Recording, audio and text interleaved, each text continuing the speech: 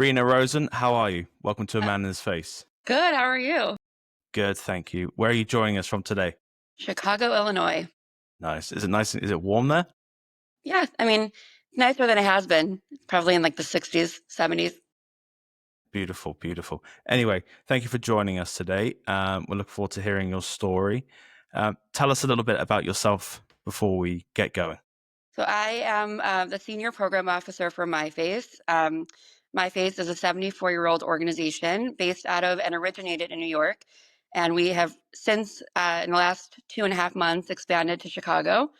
And we support individuals with acquired and congenital craniofacial conditions from, before they're born to before they die. And, we support all the psychosocial care and making sure that nobody feels alone in their journey. So that's my work. I've been advocating for craniofacial conditions and people with facial differences and all differences quite a long time, probably about a decade and a half. Um, I was a preschool teacher for about 12 and a half years. I wrote a children's book. I was the inclusion coordinator for a large organization in Chicago. And I just, I like to share with others so that they feel like they can share themselves. That's amazing. MyFace is an amazing organization. I learned a lot about that after moving back to the US from England, and MyFace does such amazing work in the community. We were lucky to meet at the event in New Jersey. I grew up not knowing that there were other people and organizations that supported the way that, other people look. So that was amazing. Can you share what it was like growing up with a craniofacial difference and how that shaped your journey towards self acceptance? Yeah, so I also didn't know anybody. Um, I say that, and I actually I did. I didn't associate other people's facial differences with my own. Um, I kids, as we should be as children, are very like insular and you know aware of their own selves, but not aware of others in that way. And so, I mean, I had a great childhood. You know, I went to school. I went to summer camp. Had a lot of surgeries. I had about 12 surgeries from the time I was uh, about a month old through my 20s. Um, and I went to school with the same kids from kindergarten through 8th grade, which I think was really helpful in not feeling isolated at school. I had friends. Um, I had family that was in the school with me, so I always felt like I had some sort of like protection around me.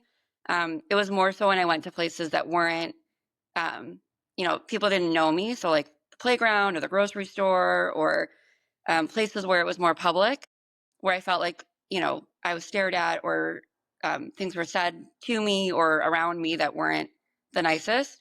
Um, but I always say like my mom was like the kind of mom that you don't want to mess with.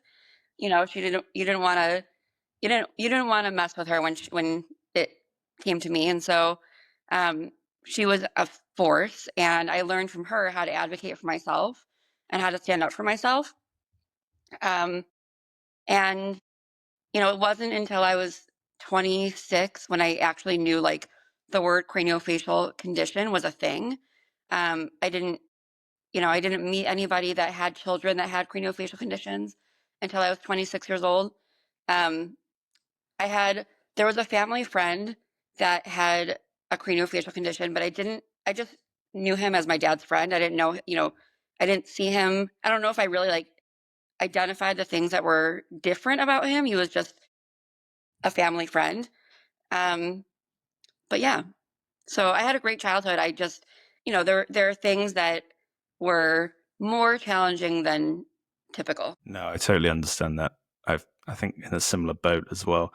How did that lack of representation, or when you did see representation, how did that impact your self identity growing up?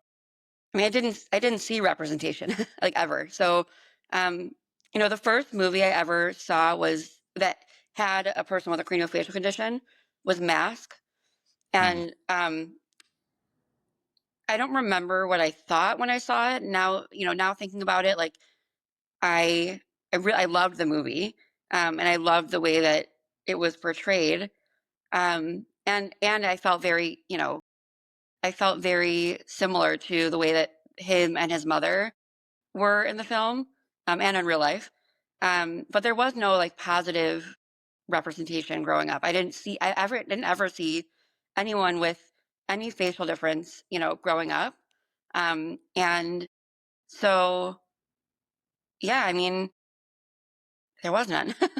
So now that there's so much, or more, shouldn't say so much, there could be far, far greater. But, walking into Sephora and seeing Paige Billiot on, a, a advertisement for makeup, like that never, I always went into stores and looked for something that resembled me. Like if I was going to shop in a store, I wanted to know that I was like valued enough to be a consumer. Um, and I didn't see that growing up. And so now it's a huge deal. No, it is. I was talking with my wife about this in the mall. Diversity in shops and advertisements has gotten a lot better. You start seeing folks in wheelchairs and other disabilities, but every shop, you never see people with craniofacial differences, visible differences. And I think Paige is one of the first that I've seen. I haven't seen her in real life yet on any of the advertisements, but I've seen it through her Instagram and other videos and the work that MyFACE, Changing Faces, and Face Equality are doing with that. And I hope to see way more of that in the future because it would just be normal to see folks who look like myself or yourself and others on everyday adverts, on everyday TV programs. And I still think there's a long way to go in terms of that. Yeah. So, with children, I know you said you worked at a school. My wife's a school teacher. Kids can be interesting, right? Because sometimes kids say off the cuff comments, which you're like, "Whoa, where did that come from?" So, what advice would you give to children or teens with facial differences who are navigating that time in their life and who are struggling to feel seen or struggling to feel valued? I think the biggest thing is that it's not it's a lack of understanding, and a lack of exposure.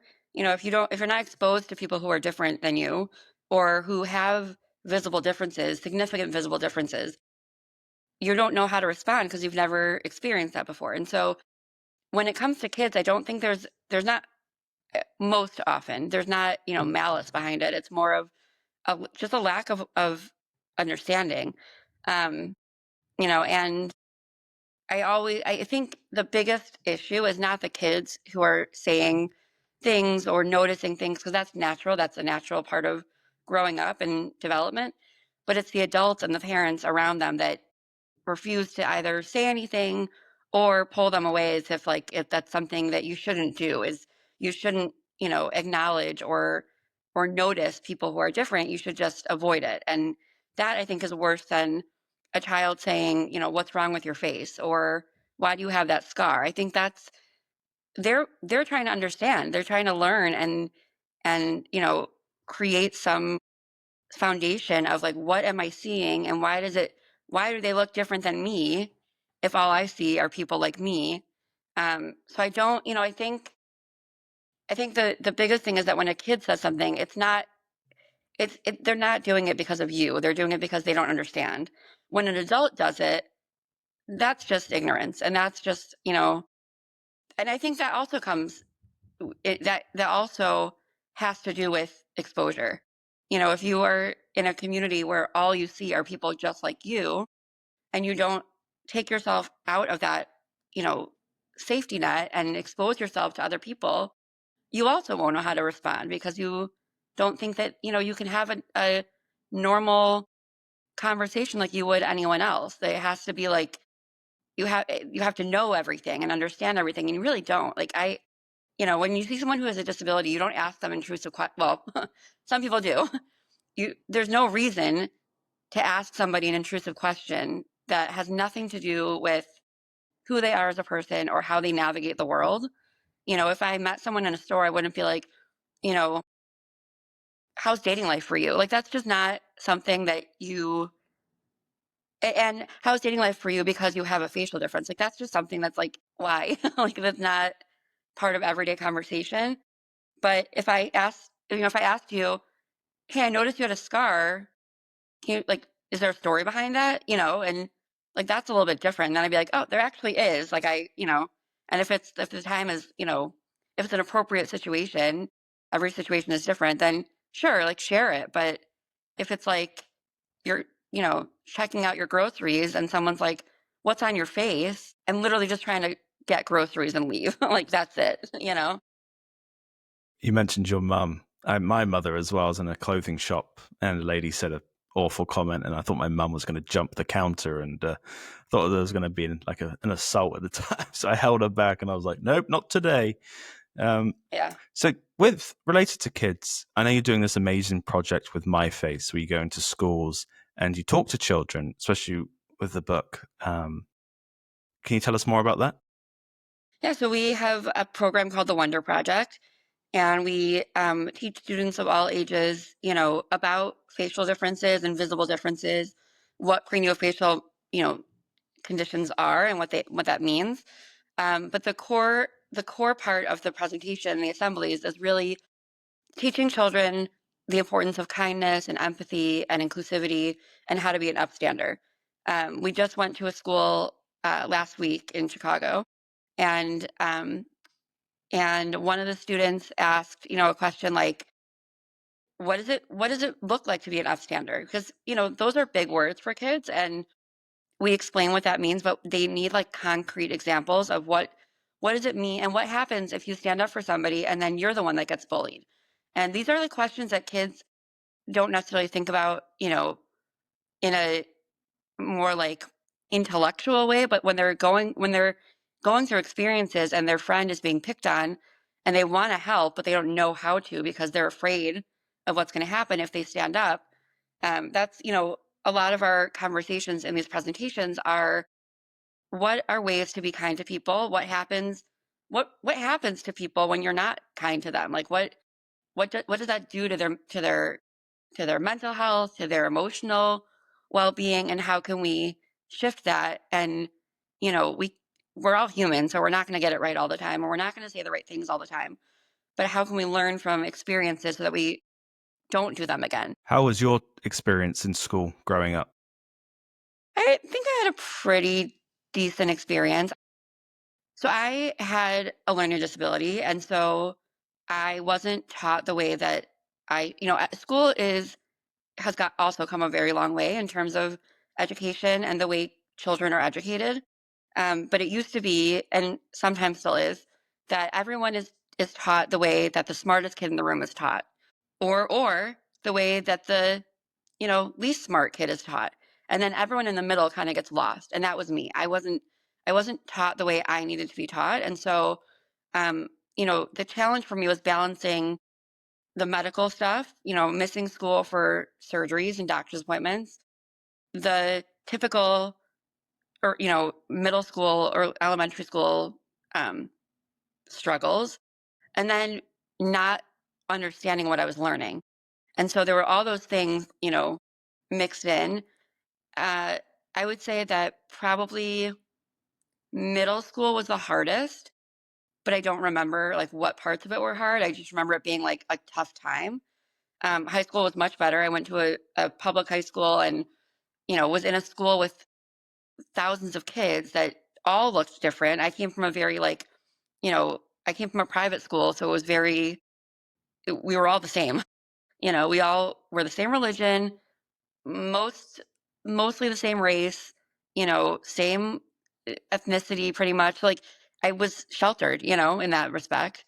And then when I went to high school, it was like the whole world opened up, and I saw that people, you know, look different and talk different and come from different backgrounds, and that it's not just okay; it's like a beautiful thing. That's what the world is. Yeah. No, you're so correct on the being living in shelter almost, because I remember growing up not seeing anybody with a visible difference in real life, let alone on TV and in media. And over the years, you see disabilities peeping in. I know diversity on TV programs and it's gotten much better, but still, that event that MyFACE put on and seeing the folks in the UK with changing faces and the events they put on, and just being in the same room of so many amazing people that look different, act different, and who are so like they're celebrating the fact that they look different as well, not hiding away, is amazing. And that was so inspirational.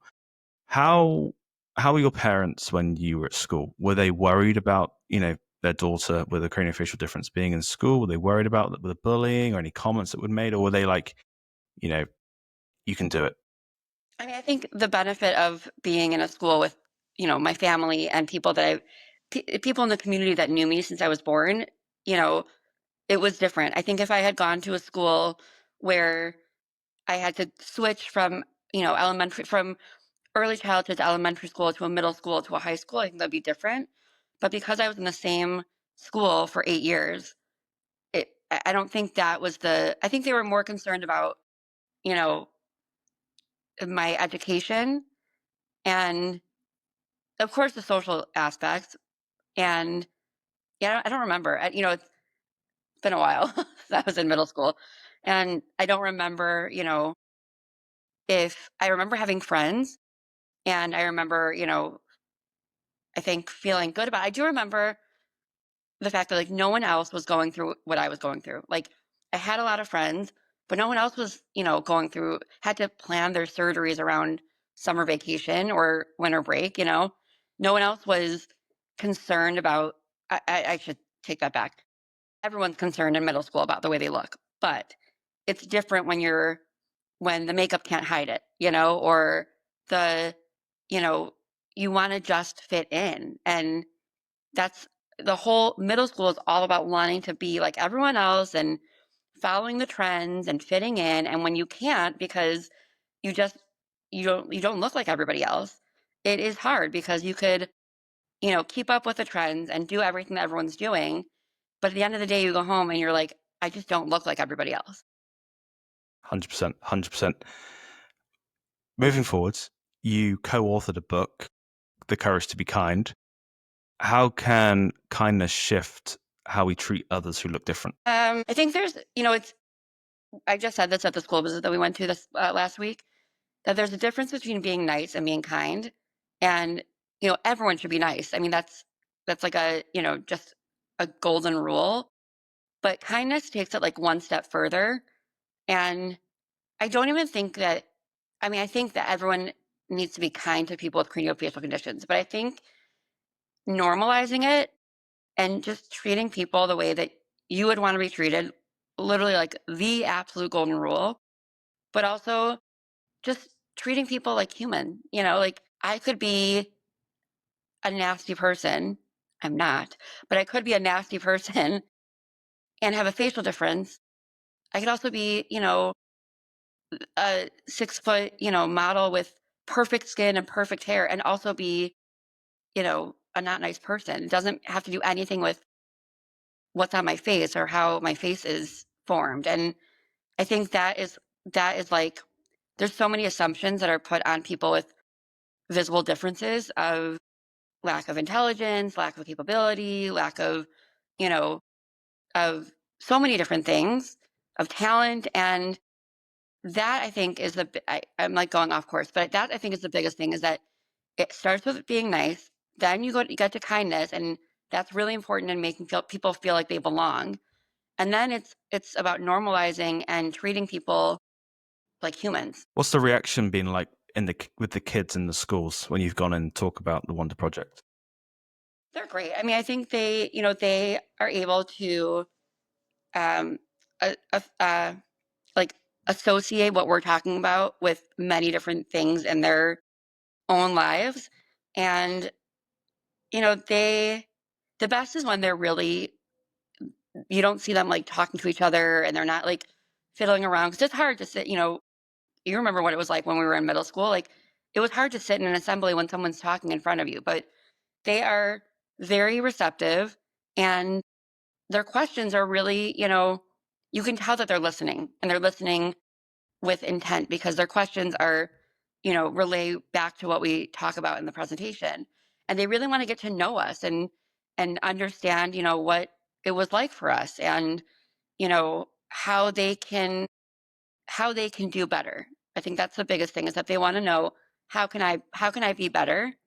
And the hope is that, these skills and these conversations that they're having in school will carry on through their high school, their college, their, workplace, so that when they're, we're all going to one day be in a position of hiring someone else.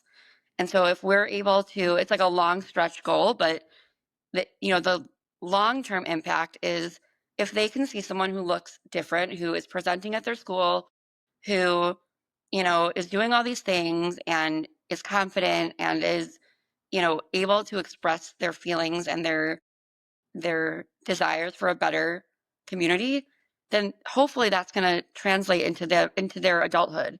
And when someone comes to work for them one day who has a craniofacial condition or a visible difference, they're not going to see anything different. They're going to see them for what their talents are and who they are and what they offer to the community.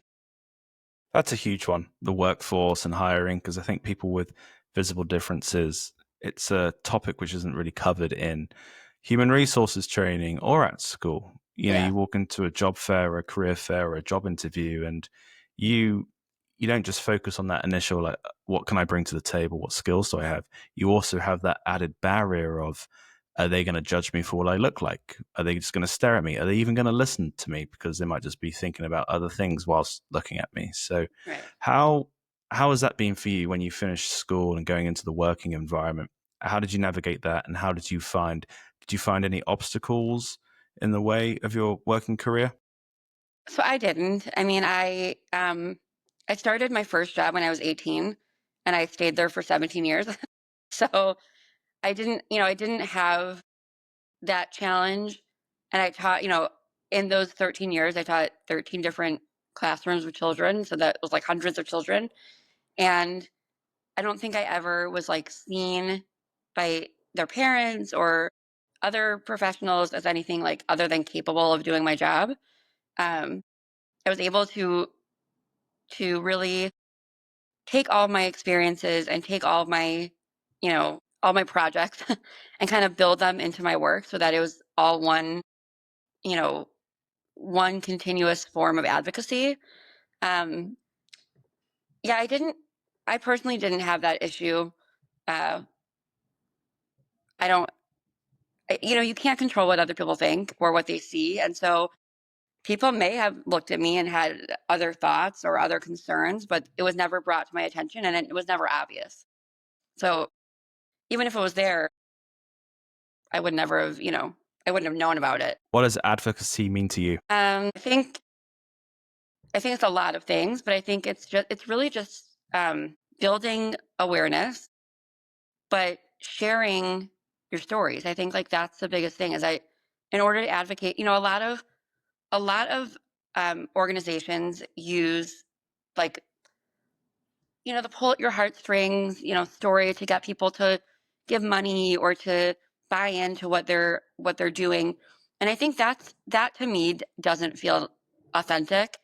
But when you share stories from experiences and do it in a way that is, you know, not like woe is me, pity me, but more of like, you know, you might be going through something different, but you may be experiencing similar feelings or, you know, lack of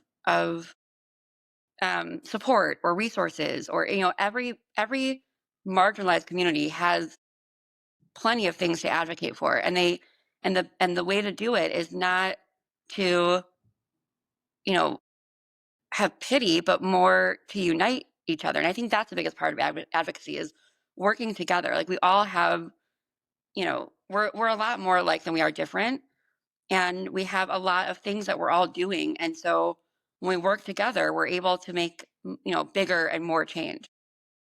Absolutely. Authenticity is a huge aspect, in my opinion, as well, with advocacy. There's a lot of nonprofits around here in Washington, D.C., where I've spoken to them in the past, and I worked with a couple when I was at graduate school. And I asked them, like, why are you involved with this? And not many people had a personal story, which is why I think MyFACE and Changing Faces is amazing, because you have folks who are working for the organization who are going through the instances and circumstances which many of the people they're trying to impact are also going through. There's still organizations where leadership and teams don't have folks who look like them or think like them who are operating them. And I can think of many off the top of my head, which I won't name. But I think if you have people working at organizations who share that mission and actually not suffer from what they're trying to advocate for, but have, craniofacial differences, scars, burns, then that just goes so much further because you can personally relate to the people that you're trying to target.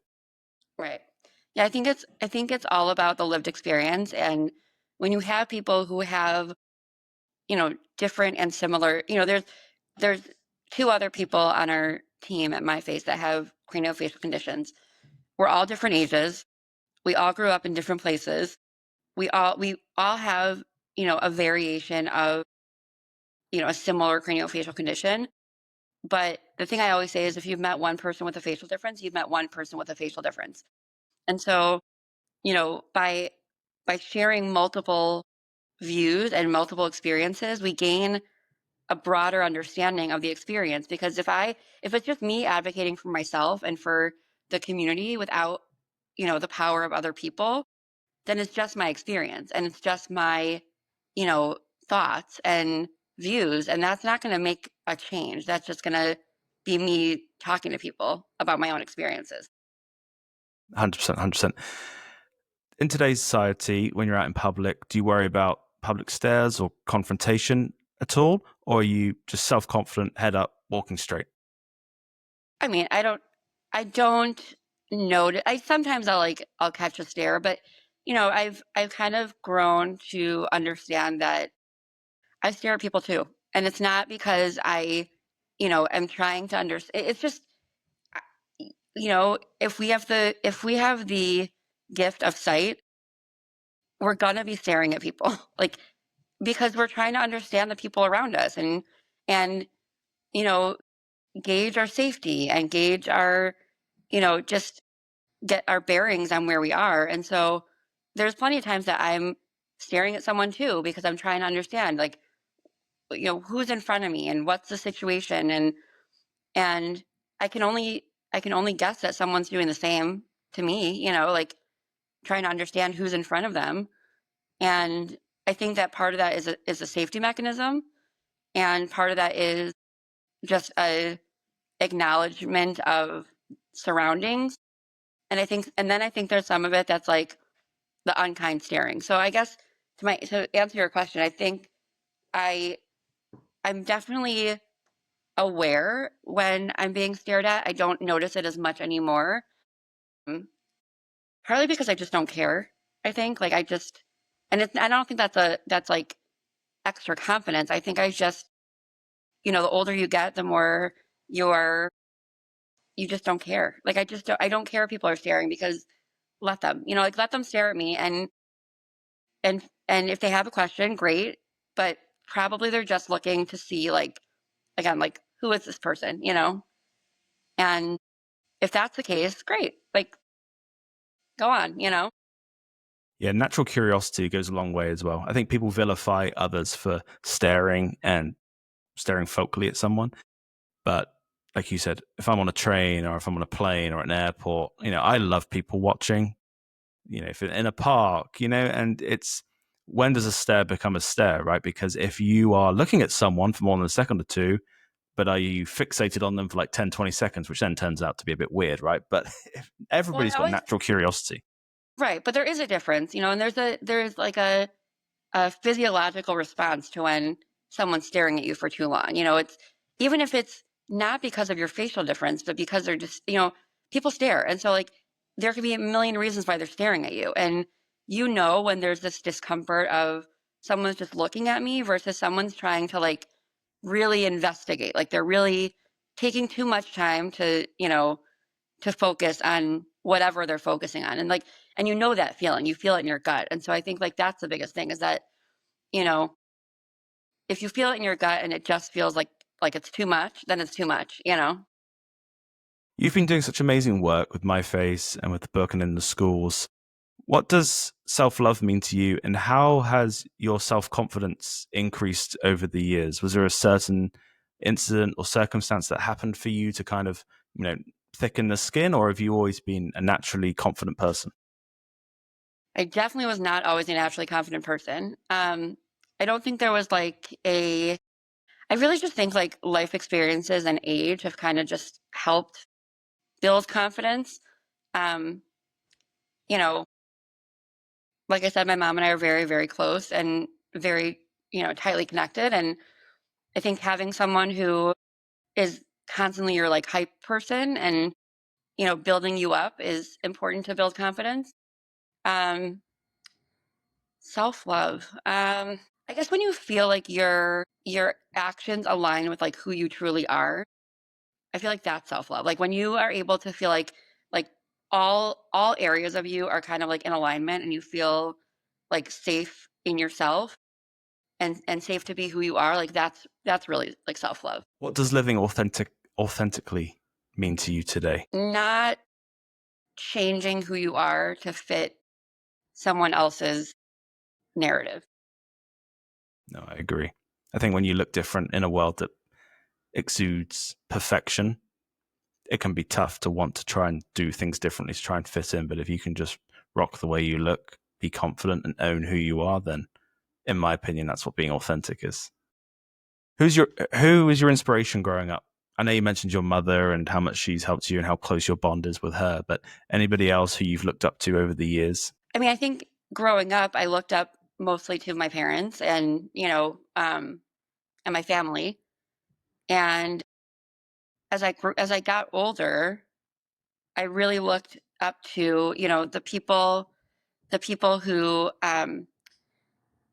were advocates and helping to change their kids' futures or just make the world better. I think that's the thing is that I think I've looked up to people who are stepping out of their own bubble to try to make a good difference. Yeah. I had a guest on my last show asked, who wanted to ask the next guest, which is you, what is something that you can do to change the world for better? I think doing one small thing, you know, every day or every month, or at least looking out for people who need and want to have their voice heard. Um, I don't think that anyone is voiceless. I think everyone has their way of communicating and their way of sharing their story and their experiences. So it's not about, speaking for somebody. It's giving people the space to speak for themselves and to share what their needs are and what their wants are and what their desires are. And I think just, finding ways to make your little corner of the world a little bit better. No, I 100% agree. Definitely agree. What does the future hold for Rena, and what does the future hold for MyFACE? Are there any exciting projects that you're working on or MyFACE that they're working on that's coming up soon? We're always working on fun things. I think personally, I just, trying to just continue my life, you know, and whatever that looks like for me. I never really like followed a the path, whatever the path is. So whatever happens is great. Um, in terms of my face, we are, developing new webinars and new Zoom panels, and we're going to have an acquired difference panel with somebody who I'm on the call with right now. Um, and we're especially for Chicago. I'm trying to build the community more and develop more connections, um, and create more of a community because we're all here. It's just about making sure we know about each other. No, definitely. I think MyFACE, as well as other organizations in Europe and the UK, are doing such amazing work. I often talk about how I wish I had things like this to look up to when I was growing up, or my parents had, because I think parents often go understated in the terms of when they have a child with a visible difference. Yeah, Especially at a younger age, if there's no resources, there's nothing available for them to look at or look up to, or even, strong men and strong women like yourself to look up to, then that's a lot harder than dealing with it when it's just doing it by yourself. yeah. So, Rena, for the next guest that I have on the podcast, what question would you have for them? Oh, that's a really tough one. what would you tell the future generation? Like the kids who haven't been born yet, who are gonna are gonna come into a world that is very different than the way we grew up, and maybe for the better, maybe, more challenging. What would you want to tell them? No, that's great. Um, I think if we can all work towards a better future for everybody, then we all win. There's no, the more that we can spread the message about visible differences or living with acquired differences or those who are born with. I know organizations like MyFACE are doing such amazing work and spreading that message, but I think the sky's the limit. I believe that human resources should have training modules at every organization for those with visible differences. I don't know about you, but when I've sat down and gone through those, first week or two of trainings at companies, there's stuff about race and gender and in the workplace mentality and how you should talk to people. And we all know how we should talk to people in a positive and encouraging manner. But I've never seen anything related to those with visible differences acquired or born with. So Well, there's still a long way to go. I think also, because there's 600,000 people with a congenital craniofacial condition. I think that number is in the U.S. alone. I think that number is far lower than it actually is, and that doesn't account for the extra 100,000 people with an acquired facial difference. I think that because we're large in numbers in terms of like the people that we know, but we are a small community, and I think, disability has become slightly more digestible.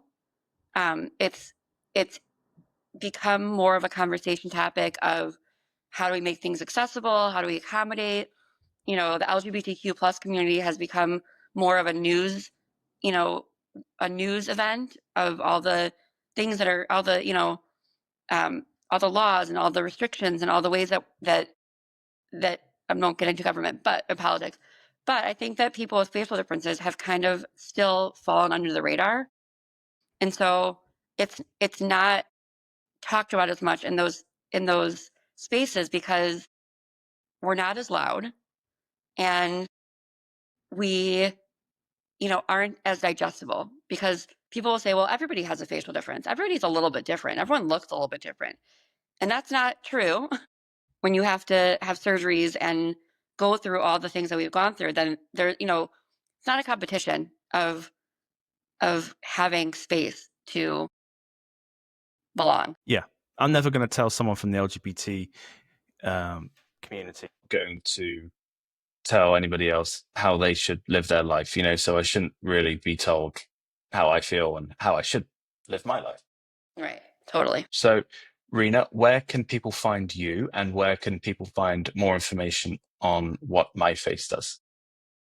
On social media, they can find out about MyFace through Facebook, Instagram, um, LinkedIn, or visit our website at www.myface.org. Awesome. I'll attach those as well in the description so people who are watching this or listening to this can find those. And Rena, thank you very much for being on today. Thank you for having me.